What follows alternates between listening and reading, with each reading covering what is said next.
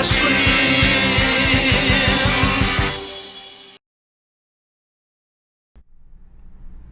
Hi, I'm Steve Miller. Call me Slim. And this is the askSlim Market Week. It's a look back at what happened in the last week in the financial markets and a look forward at what might happen in the next week. And this week was, well, it was Fed week. We had the FOMC meeting, the announcement on Wednesday, and it went pretty much according to script. We've had like 80% or more of the time on Fed days, the market seems to go up. That's in the last couple of years. Wasn't so much like that before, but it's been that way in recent years. And then it's back to reality as we had a big rally on Wednesday and the market then turns back to the downside and in a big way. Here we are now. We get our first increase in interest rates, 0.25% up in the last 9 years, and the statement actually quite dovish. I don't see how they're going to even get to 1% in 2016 with what we see in the current economics. So we're going to see how that all shapes up. Dollar had a big boost, of course, as the Fed raises interest rates, money flowing into where it can earn the most. But that didn't really last all that long either. It's pulled back a little bit. We think we're at resistance, and the weaker economy is likely to have the dollar moving on the downside pretty sharply before you know it. In the meantime, gold moved down because of the strong dollar, but it's been pretty volatile, and silver very volatile. Really big swings. Seems like 40 cents is nothing in the silver market, back and forth, and we think that those precious metal markets are bottoming. Oil continues to move to the downside. We still think there's a little more in there, and we'll show you that in our short-term view of the coming week coming up. Energy stocks really leading the way on the downside again, and just an oddity as alternative energy, that's the solar stocks, are unbelievable movers this week. They are soaring, stalling now a little bit towards to the end of the week as a bill gets through about extending or increasing tax credits for the solar industry. So that gave them a big boost. Was a lot of shorts out there, and they really bought them. And I actually sold into that right now. I think that they're going to move to the downside. Let's take a look at our 60-minute chart of the S&P 500, the ES, as we look at what influenced the markets over the last week. So take a look here at our 60-minute chart. We're going to look at every single day as we look at the gray areas, which are overnight trading, and the white area, which is the day trading. So we start out on Monday, oil week, and junk week again. Of course, those who would have been leading the market to the downside. Eurozone small down, Japan down about 1.8%. Draghi ready to intensify QE. I say fire him. I say fire all the central bankers. That's just me. I think that they're worse than anybody out there and causing all the trouble. China up 2.5% that day, and U.S. stocks have a wide chop as oil puts on a rebound, and that always seems to help the stock market when we see oil rebounding. Oil rebounding again on Tuesday pushes the Eurozone higher. Asia was still soft. U.S. stocks start out the day strong as buying comes in ahead of the FOMC. There were 5 to 10% bounces on the upside in some of the very beaten up stocks. And consumer prices came out and they were flat. So we saw the stock market overnight get this move on the upside here, and then it continued and had a strong day as they buy in front of the FOMC. Eurozone on Wednesday up about 1%, Japan up 2.6%, everybody looking at that FOMC meeting. U.S. stocks start out strongly. And then after the FOMC meeting, there's a surge. Look at that volatility right there. Fed statement really dovish, as we said. Oil lower again on supply fears. And then solar stocks start that surge. And housing starts, they surge 10.5%. I say it's a weather anomaly. You know, we've had really warm weather in this country, so I think that's what's going on.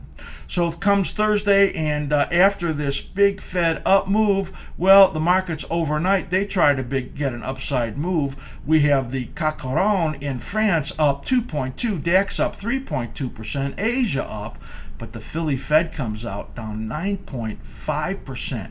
5.9%, worst of the year, and shows the economy is contracting. Can you imagine that? The dollar jumps, currencies are weak, gold, silver, commodities big down again. Deutsche Bank comes out and downgrades the miners. Where have you been? Don't you see where they've been doing?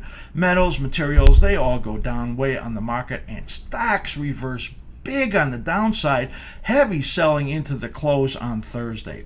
Comes Friday, where we are right now at about midday, world markets are falling as we have our post-Fed reality check. Dow falls 250 points on the early side, helped down by Boeing, which gaps down on fear of demand for airplanes. There are geopolitical issues out there as Japan and China face off. Japan threatening to blockade some potential missile flow, and Russia as Ukraine essentially saying they're not paying their debts. Russia's going to take them to court, and so Ukraine, they've defaulted, right? If they're not paying their debts, there you go. So geopolitical stuff going on out there. That is a look at what moved the markets in the last week. Now we'll take a look at what we have coming up in the next week. First thing we're going to take a look at, or the next thing, is our economic calendar for the coming week. And don't forget that this is a shortened holiday week where we're going to close early, the markets on Thursday, and then Friday, of course, close for the Christmas holiday.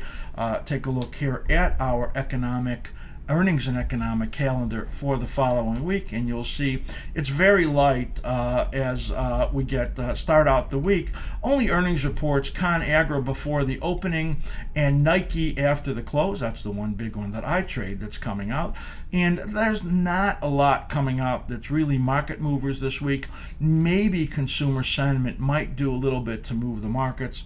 And then we get the jobless claims early on Thursday, and then we're going to wrap up the week, and that is it. So there is not really a lot going on, as you see, and these holiday weeks tend to be pretty slow. So we'll see how they start out and whether or not the stock market can get much of a rebound into the holiday. I'm going to show you in the short-term view of next week that this decline that's going on is what I expected, and there's likely more out there. Just a little calendar for the next couple of weeks for me. Next week is going to be a little different week, as will the following week, as we're in the holidays.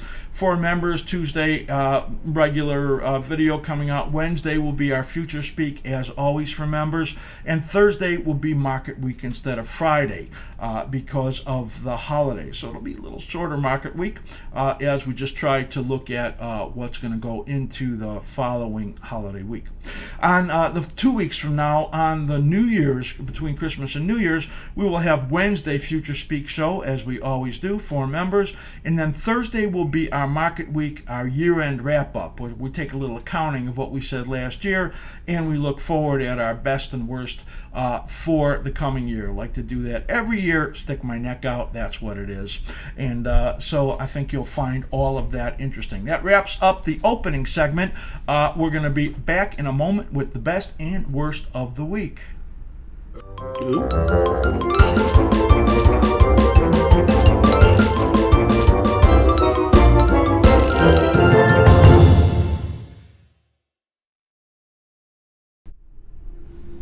The best of the week clearly was the solar sector. Man, oh man. Well, they extended the credits for solar, and that gave this huge boost to the upside. Sun Edison up 50%. Of course, that comes from like $3 to $6. Solar City up 50%. SunPower up 30%. First Solar up 20%. CSIQ, Canadian Solar, that's up 15%.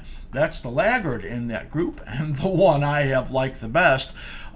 This is just absolute craziness. Of course, you think about what they're doing. Tax credits means they funnel money over into the solar industry. That's your money and my money in order to give them a boost, because politically they want alternative energy to be attractive. Of course, I've got no reason not to like alternative energy. I think it's a great idea. I just don't know that I want to pay for it. So, but in the meantime, these stocks moved sharply to the upside. Let's take a look at just a couple of them in here. Solar City is one that I sold into. I actually think that there's an exhaustion gap in here, and I'll show you that. In the meantime, if you believe in cyclical patterns and you follow my trading, these are cycle brackets. Down here on the bottom, you can see that, all four of them right there, as each of them point to a rhythm in the market, buying and selling. This is the long phase, and this is the declining phase. Look at that.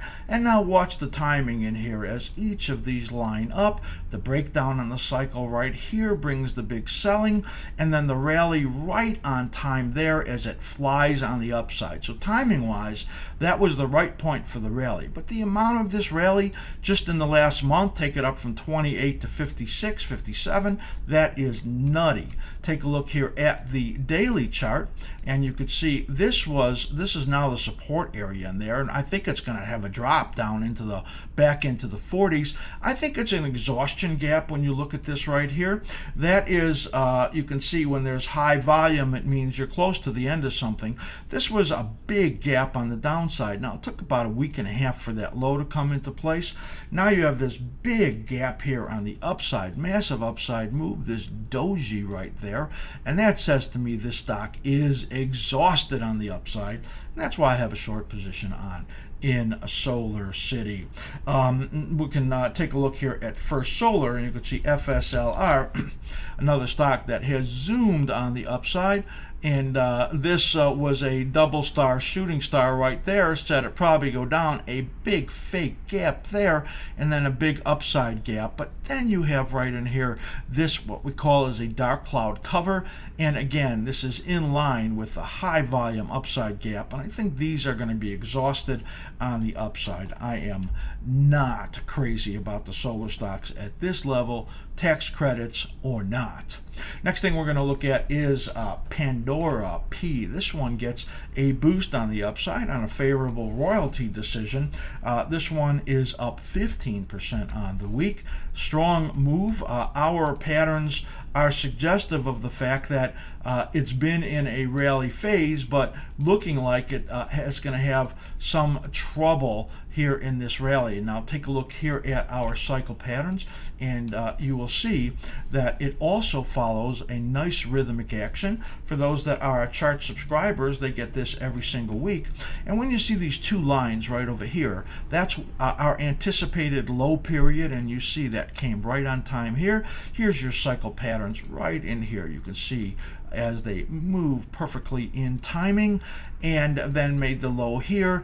This is the 34-week moving average and the 50% fib. That is where the resistance is, and we are looking at a bear flag in there. There's rumors about this one. Also, I'm not going to say what rumors are, but you can see this kind of flag area and the failures that tried to get up to that 34-week moving average. I don't think the stock's got a lot of upside unless some sugar daddy comes around, and I would say this stock, Pandora, is going to give it up anytime it tries to rally. Take a look at Lulu, L-U-L-U. Credit Suisse likes this. They upgraded the stock during the week. Take a look at the weekly pattern, and you can see how we have it. We have this as a bearish stock. Now, why is it a bearish stock? The long-term patterns are negative. Long-term momentum is negative. That's our new rankings looks at long-term, intermediate term, and short-term. If you go look for free at our rankings, and I'll tell you about that a little bit later in the show. So this pattern right in here, negative. This rally on time, and we're kind of looking, it could test this area 52, 54 again, but then we think it'll roll over. So getting this pop on the upside, and definitely much better than what we see in the markets this week.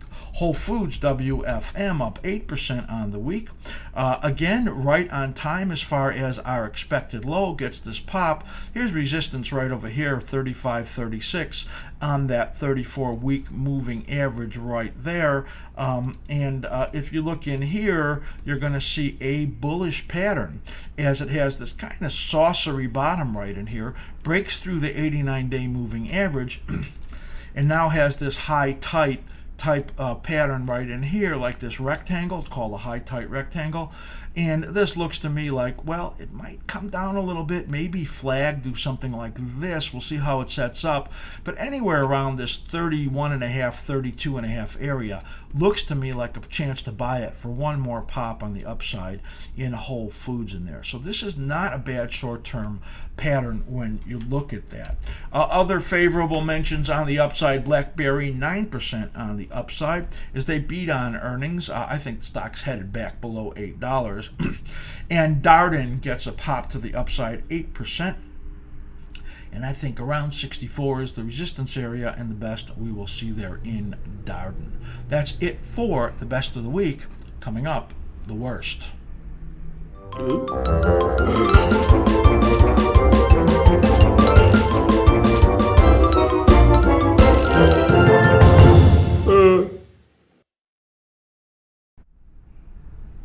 The worst of the week, clearly all energy. Had oil still slipping to the downside. That has continued to weigh on the energy stocks. Interesting to have the alternative energy having the kind of week they did, when usually alternative energy does very poorly. Cheap oil makes them not competitive. That's another reason why I think there's risk in them at these levels. But in the meantime, the energy stocks continue to move to the downside. We had most of the drillers leading the way. Baker Hughes, the big loser, down 19%. As far as the drillers goes, Whiting Oil, WLL, down 21%. And that one has moved on from 92 to 9. Wow. And let's just take a look at Baker Hughes and we'll get an idea. This is pretty representative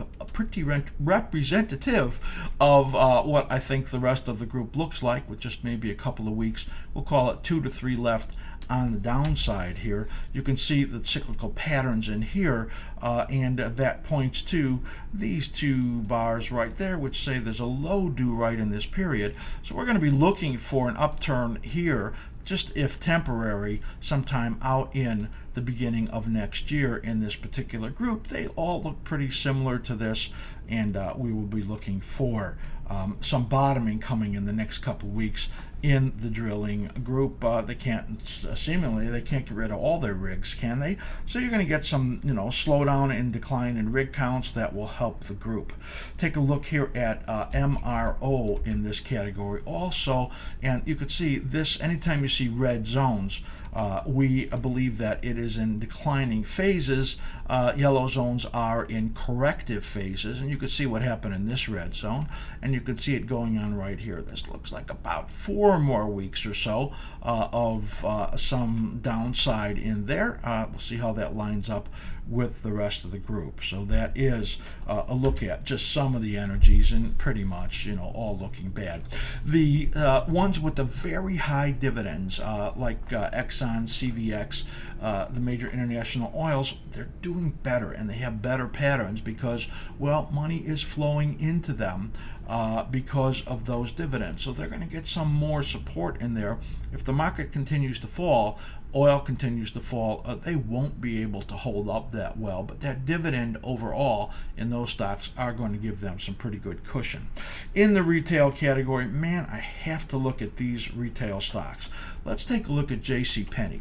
JCPenney, Sears, SHLD, they were on my list of worst stocks for the year. In fact, my worst, 2 of the worst 3 of my riskiest stocks. JCPenney got a rally during the year, as it was all of the ridiculous discussion of them somehow having a turnaround. Brick and mortar stock, brick and mortar company that can't compete in this world and burns money like crazy. I think JCPenney is going to be $2 or less. I've been saying that now for over a year. Stock has been going nowhere and continues to erode, now accelerating to the downside. Take a look at this chart in JCPenney, and I think next year here, when they talk about how much they burned, how the turnaround failed, you're going to see the stock much lower. This points to February for a low of this decline. So we'll look for kind of this kind of action in here and then bye-bye sometime later in next year. I think this is a horrible, horrible company, horrible stock, not competitive whatsoever. Sears, if they didn't have real estate, they would have nothing. Can you imagine the world without Kmart's? I don't know. This looks just the same way. Sears also was in my list of worst 3 for the year. This one, not a bad call. Here it closed the year right over here around 34. Got a rally all the way up to 46 on the news of the REIT, and then you could see goodbye. And this stock still headed lower. Don't be surprised if it's down in the low teens sometime before you know it. This is a bad one. Now, one that I have loved absolutely based on how they compete and based on their Nordstrom racks, which are basically the big part of their business right now. This one not in good shape, so I made some great calls and I make some bad ones.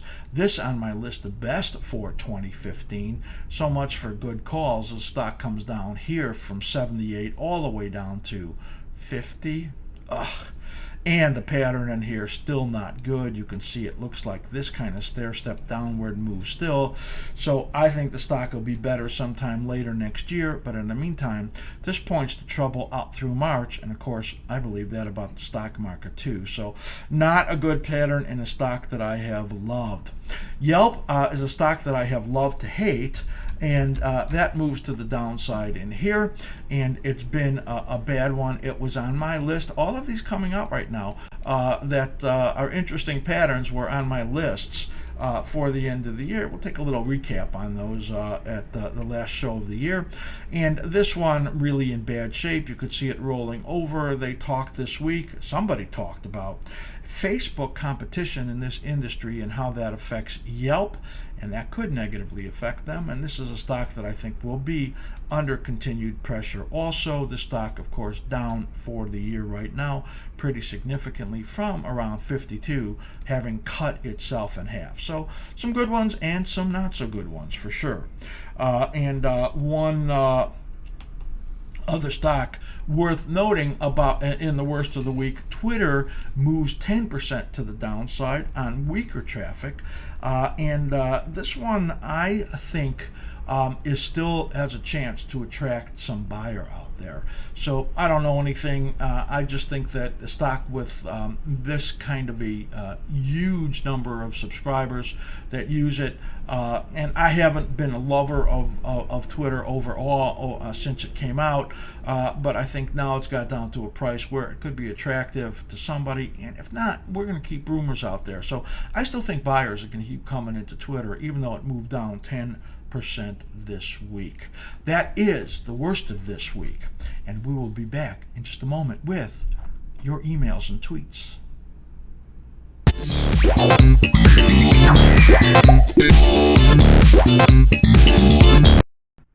All right, emails and tweets. We have 9 symbols that we're going to look at right now.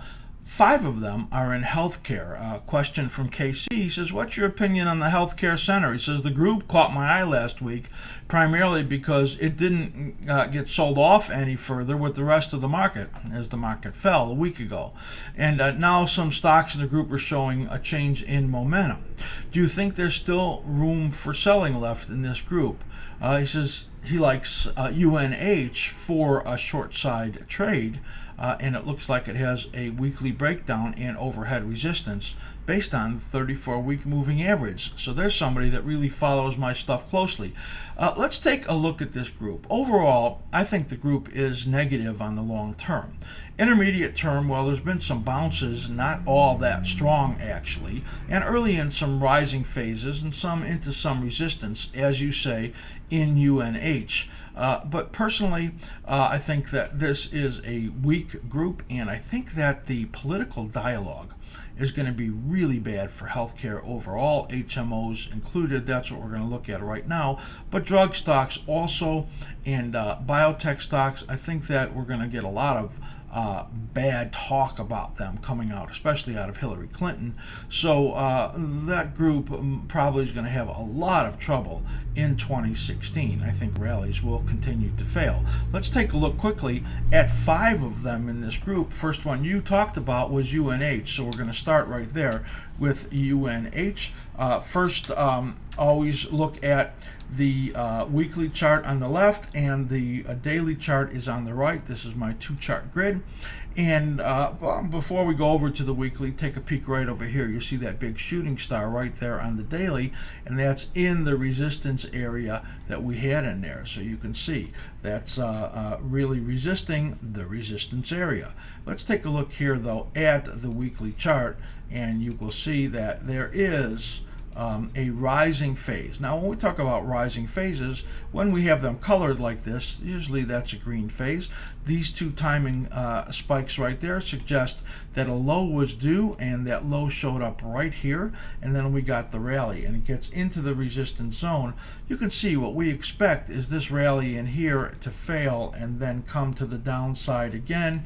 So I'm not overly optimistic, and I think that this stock is making a big head and shoulders top that you can see in here. I'm going to say major top in UNH.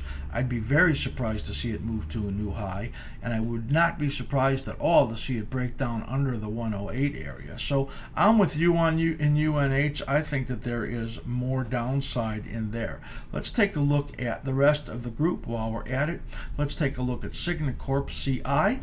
And you'll see here, well, there's a similar pattern, right? That we expect it to rally up into the resistance zone, somewhere about maybe halfway distance between here and here. We'll call that in the low 150s potentially, but then rolling over and getting some pretty good selling into the early part of next year. So that's another one that has a similar pattern. You see that? Here is Aetna, and Aetna got into this support area. That's that green zone right there, and has hardly been able to get a bounce going. So we actually, because this low is lower than this low, are suspicious that there's not much rally to come. And you can see we've got this drawn in here where it's likely to get some big decline on the downside in Aetna. How about Humana, HUM? That's the next one we'll look at. And you could see a head and shoulders top forming in here. We've got the measurement drawn in there, and it looks like it broke down already and is struggling here below the moving averages, 13 and 34 weekly moving average. And if that's the case, you could get some free fall under this level of about 161.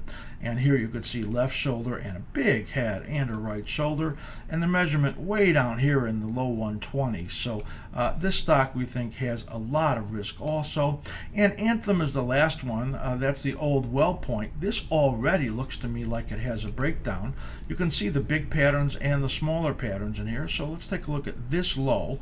That was a big pattern and a small pattern coming down here and nesting. That gives you a big decline, an attempted rally, and then a decline again. That's into this area right here, a rally, and then looking like it's going to roll over and decline again. So overall, we don't like Anthem either. This is a group, as I say, that I think has a lot of risk out there, and not one that I would want to be anything but short given opportunities in there. So that is a look at HMOs and healthcare in general. RS writes me and he says, would you analyze these stocks for me? Actually sent me 2 of those emails this week with 3 each. That's my level 3 and 4 subscribers can do that. That asked me about FCX and CTL, which is not a stock in my universe, but I found interesting, and also about silver. So let's take a look at this. The first one we're going to look at is FCX. And we'll put this one up, and you will see that this is a stock that has been well hammered with all the rest of the material stocks. So here is that chart on the weekly chart. We had said to RS that, basically we're seeing long-term momentum in here is just really horrible. Everything we look at momentum-wise is strongly down in this stock. Now, here you can see, whenever you see these 2 spikes right over here, that's telling you the time frame of the time time we expect the next low to come. And here we are in it right here. We thought it was giving minor short-term signs of a bottom, but it really has not done that yet. But we're expecting it to get an upturn in here. So it's a $6 stock, right? And you could reasonably get a move up to that 13-week moving average right there, which is in the high 9s right at that point. So I think that's not a crazy thing to say sometime once we get gold and silver bouncing. You asked me about silver. I'll give you that in a moment. You asked about CTL. This was an interesting one to me in that CenturyLink, in that it looked like it had some decent cyclicality. It looks also to me like the volumes in here were pretty good. There was some option trading, and the cycle patterns do line up pretty well. So I think that this one looks like it has weakness out into January. You could see this pattern right over here coming down to that level. And resistance, well, looks like it's up in the 26 to 2680 area. So if it got up into that area, that would probably be a short sale for me. Let's take a look here, and you can see as I look at the daily chart that this is really the area of resistance right up over here. We see that 89-day moving average. Note the slim ribbons turned negative momentum, and this is on the short term right here on daily charts at that point, and you had this big decline right there once you got that negative turn. So as I say, momentum is always important, and this one looks like it's got more time on the downside. Now you asked me about silver, SLV. Silver, to me, I do my analysis on the futures, not on the ETFs. Thought I would look right here just and show you that quality of some of these candlesticks. Big bear kicker here made the big decline. Here slim ribbon turned negative, and all of this negative movement in here. This was interesting. That looked like a bottom, right? There's a bullish island right there, and then it has this, this upside day makes the island, and then has this big downside gap in here, leaves this abandoned baby right over there. So tough to call in here. I think that this area of 13 on silver is going to be, on the SLV, is going to be an area of support. Let's take a look at it on the /SI, where all of my analysis is. People that watch Future Speak get to see this analysis every single week on Wednesday. There's the weekly chart bottoming in the next couple of weeks. We're suspicious that it was a little bit early and there might be a little more time to go, and that's probably the case, but we're looking for a good first quarter there in silver. So that is my analysis on silver. Good questions. Thanks for bringing CTL. That's one I might be adding to my universe soon because it had some decent trade. ML writes me and he says, I've been long natural gas and losing in a UGAZ position.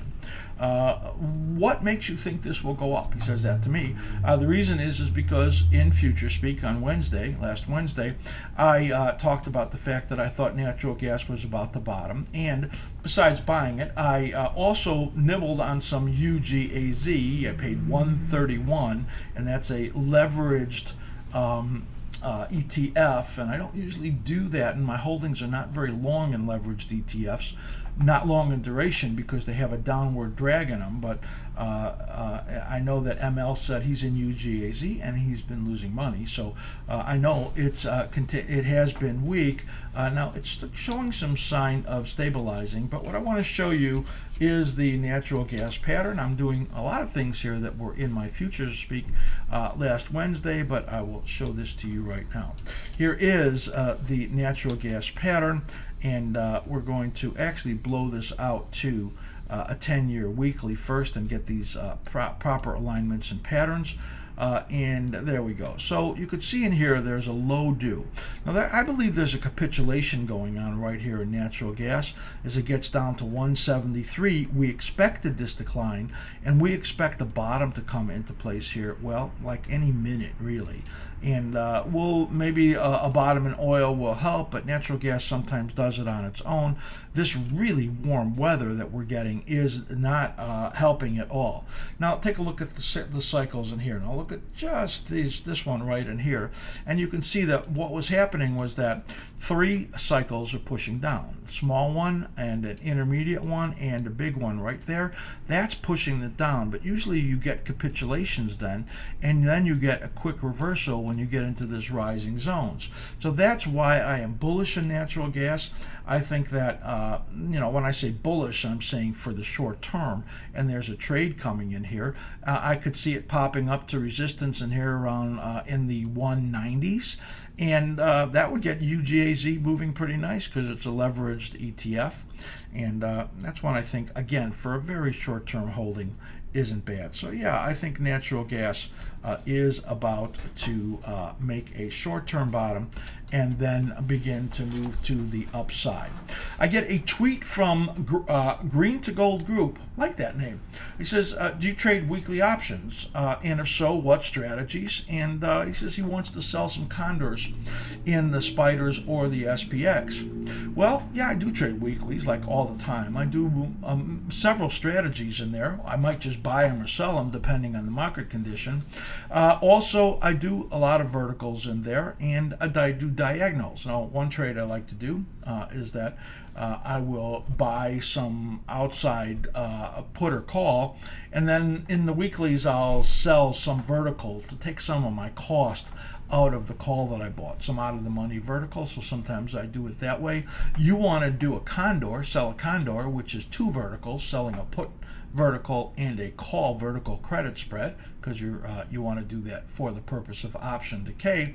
I think it's a fine strategy. You can get teased into that when there's a high implied volatilities, and because it then gives you some sense that you have a margin of safety when you do that. But high implied volatilities mean high volatility, and it means that there's a pretty good chance you're going to get challenged.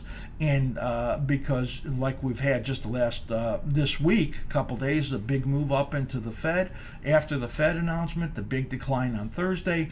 So there's a lot of opportunity to get challenged there on your iron condor. So you've got to be prepared to be tested when you do those kind of trades, especially in weeklies. And I'm telling you, in weeklies, if you do those type of trades, the iron condors, and one side gets in the money, you better act fast, because there's a good chance that it's going to get maxed out on you if that momentum continues, and you're not going to like that. So, chance of being tested, well, we're going to see that in a couple minutes, because we're going to do our short-term view.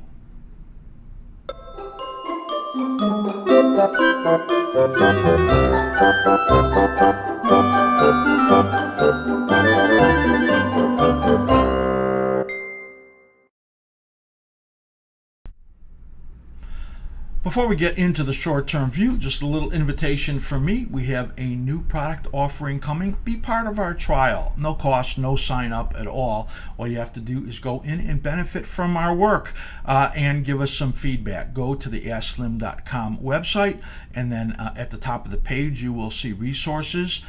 Click on resources and go to rankings and setups, and you're going to see our great new offering. It's got all of our analysis in our focus list and futures. That's 68 of the most widely traded stocks, ETFs, and futures for swing trades, option traders, and we give you our best setups and our rankings. So be part of the trial and let us know what you think of it. All right, short-term view of the coming week. We're going to take a look, as we always do, at oil, gold, the euro, the bond market, the stock market, and the VIX. 3 weeks in a row we have been really good. The short-term cyclical patterns have been lining up very nicely, and the major patterns influence on the smaller patterns is what we always look at. So it's intermediate and how it affects the short term, and that's been really spot on, especially as we saw the stock market got that big move up and fail.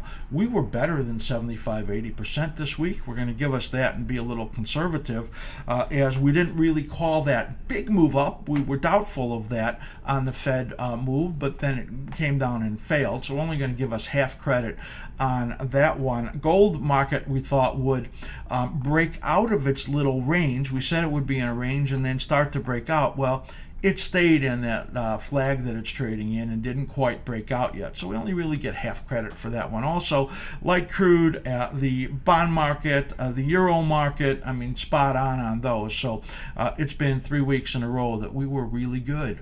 And that's good news. Remember that when I'm off.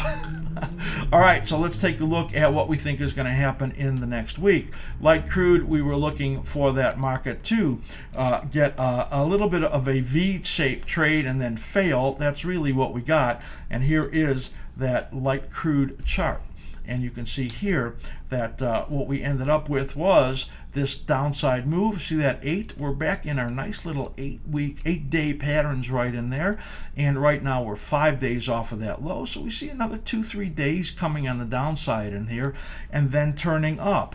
We can see it breaking down under 36 again and then turning upward. So we're going to look for a bottoming here in the next week. This is a short-term bottoming as the major trend is still to the downside. So we're going to look for this kind of action here and over the next several weeks, and then turning to the downside again. So you can see that we'll call the next week small up on the week after maybe testing the downside by a little bit. Next thing we're going to look at is the gold market. Of course, we're only looking at the daily charts at this time, and those people that subscribe to our charts get the weekly with all of our cycle analysis in there. You can see all of this movement in here. We're going to move this out to the 2-year because that tends to give us a little better alignment of our cycles. Look at this gorgeous alignment of cyclical patterns. And this gray area is where we expected a bottoming to occur. It did occur, and now it's getting tested. Now, we talked about that flag and the range, and we thought it would kind of stay in that range and then break out. Well, it hasn't broken out yet. So what we're seeing in here is a potential for this to break out a little bit on the upside here, then start to come down and then rally again. What are we looking for in the next week? Well, we're going to look for a pop over this little resistance areas here, expecting it to get over the 1080 area and maybe to the short-term resistance at 1100. Yes, we've got a positive attitude in here. That was a nice reversal that we saw in silver this week. Well, reversed down, reversed up, but there's some buying coming in there, and we can see gold starting to move out of this range on the upside. Now, if we're wrong about that and it continues to zigzag down through this time period right over here, then we would expect a rally and then some more testing to go on over here. So the key is it going to go down and do this kind of thing over here, or what we really believe is that it's going to move out of this pattern right in here, test a little bit over here, and then do even better over here. So that's what I favor. We're going to call gold a little bit up on the week, testing above this, breaking out of this little downtrend, and maybe testing to the area of about 1100. Let's take a look at the bond market /ZN. Now, what we thought was that it was going to get up to 27.15 and then turn down. We thought there was more time on the downside in the intermediate pattern. So what it did was it got up only right over here to about 27.06. So that was the high of the week, actually down on the week. So we were a little bit off there, but then it did exactly as we expected, turning down over here. We're now in this rally right here. We expected to get a little bit more rally as the stock market fails here in the next week or so, some more, and then we expect bonds to get hit again over here to finish all of these nested cycles that are coming down over here. A little bit elongated pattern based on what we're looking at, but we still think that rallies need to be sold, and we think we're going to get a rally. So we're going to call it a choppy upside week as the stock market struggles some more, testing the 127 resistance. You see this 126.30 is that 89-day moving average. average 127.04 right here. So that's kind of the area we expect it to get back up into and then roll over again. And that only will happen if the stock market gets hit hard, which is really what we think is happening and will continue to happen. We were really very much spot on. The rally that came when after the Fed announcement, we said last week that that was where the resistance was, but we were doubtful about that being able to happen. Well, it did happen and got up and failed in such a big way. And we can see right in here this pattern as it got up and failed. Now, all of this has suggested big downside risk in here. You see the failure there at resistance. Let's take a look here at these patterns right here, and you'll see the important numbers here. Now, let's just move this down a little more. There you go. You could see the longer term patterns down there. So the pattern that we're in now, you see this is a 7-day low that was suggestive of the fact that it was going to bounce and fail, and that's really what we got. So now we're 11 days off of this bottom over here, and that says to me that somewhere around, well, let's just call it 13 to 16 will be the end of this down wave. So we'll call it 2-3 more days minimum of hard down, with potentially 4 or 5 more into next week. Now, it's a holiday week, Christmas week coming up, and that is really a time when the markets don't fall that hard. We could just kind of chop around in here and then all of a sudden have one kind of a bad down day. But we're really going to call for more down in here.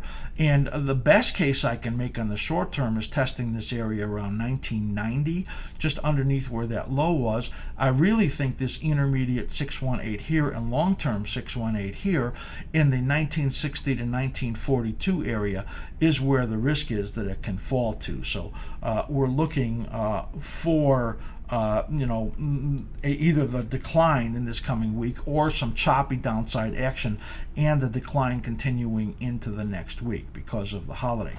If it wasn't the holiday week, I would be far more bearish on this pattern that I'm seeing in here, and it does look like it should be down significantly over the next week or more. Now let's take a look here at the VIX, VIX, and this basically has been following the cyclical patterns beautifully, and we'll put up this pattern right in here, and you can see what we're looking for, and that is that, well, chopping around for maybe the next week in here. So again, that holiday week coming in, and then after that, big pop in there again. So that coincides with what we're looking for in the stock market. We like it when they line up that way. So stock market still in a lot of risk to the downside. 1990, 1960, 1942, all important numbers on the S&P 500. Remember, we do all of our work on the cash, S&P cash, instead of looking at the ES because of the disparity on the discount that trades in there after the roll, so it messes up the chart. So we like to do it on the cash. That is it for Market Week today. We hope you have loved the show. Lots of great information there, and we want you to make money on that. We only want to raise your probability of success. Belated Happy Hanukkah to all my Jewish friends and viewers out there, and a Merry Christmas to all. We certainly hope that you and yours have a wonderful holiday. That's it, and of course, I am wishing you great trading. Well, I'm going to the city and I'm gonna do a stage show, and I know all my fans